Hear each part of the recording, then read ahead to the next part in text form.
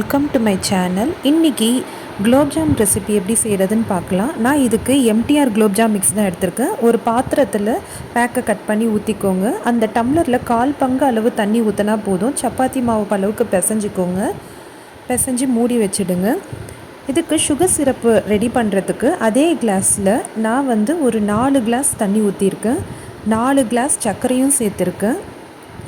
சேர்த்துட்டு நல்லா கொதிக்கட்டும். அதுக்கு நடுவில் ஒரு சின்ன கிண்ணத்தில் நெய் எடுத்துக்கோங்க. நெய் எடுத்துட்டு நம்ம உருண்டை செஞ்சுக்கலாம். உருண்டை செய்யும்போது நெய்யை மேலே லைட்டாக தடவிக்கோங்க.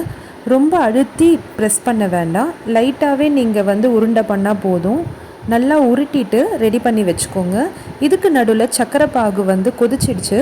கொதித்த பிற்பாடு தட்டி வச்சுருக்க ஏலக்காயை சேர்த்துக்கோங்க. ஏலக்காயை சேர்த்துட்டு நல்லா கிளறி விட்டுருங்க. ஆஃப் பண்ணிவிடுங்க. போதும். எண்ணெய் காஞ்ச பிற்பாடு நம்ம உருண்டை பண்ணி வச்சுருக்கிற உருண்டையெல்லாம் சேர்த்துட்டு நல்லா ஃப்ரை பண்ணுங்கள். ஸ்லோவில் தான் வச்சு ஃப்ரை பண்ணணும். சிம்மில் வச்சுடுங்க.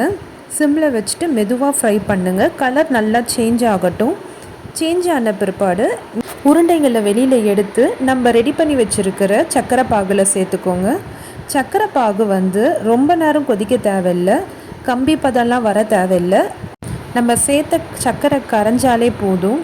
கம்பி பதம்லாம் தேவை கிடையாது. இப்போ பாருங்கள், நான் எல்லா குலோப்ஜாமுமே திரட்டி சக்கரை பாகில் ஆட் பண்ணிவிட்டேன். நல்லா ஊறட்டும். ஒரு 1 hour 2 hour ஊறட்டும். ஊறினா போதும். சூப்பரான குலோப்ஜாம் ரெடி. இந்த வீடியோ உங்களுக்கு பிடிச்சிருந்தா லைக் பண்ணுங்கள். மறக்காமல் சேனலை சப்ஸ்கிரைப் பண்ணுங்கள். தேங்க்யூ.